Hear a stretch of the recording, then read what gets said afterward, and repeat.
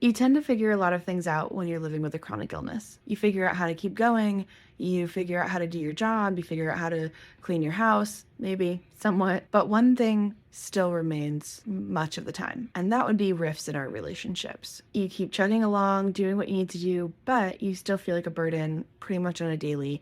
You don't know how to ask for help, or you do know how, but you don't really feel like anyone around you is listening or wants to help or knows how to help, even if you explain it. So you keep trying to do everything alone, which makes sense, but you usually push too hard. And that's why we focus on creating new relationship patterns, both with yourself and with the people around you. And that's why I've built the Allowed to Ask membership.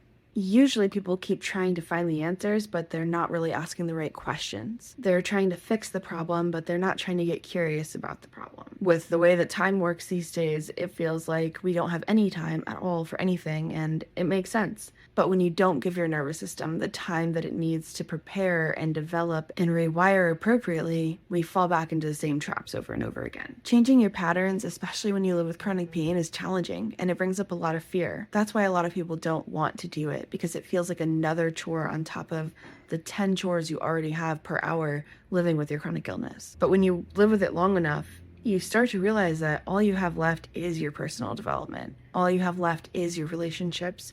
All you have left is the way that you relate to yourself and your body and the people around you. And that might sound hopeless, but I promise it's not.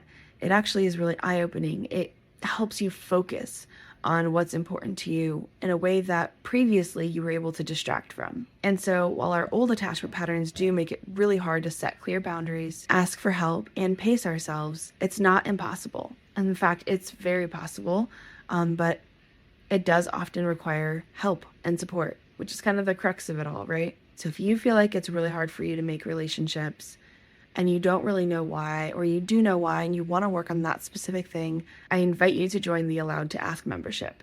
This membership is rapidly growing with lots of resources where you'll gain prep for both the emotional and the physical side of living with a chronic illness.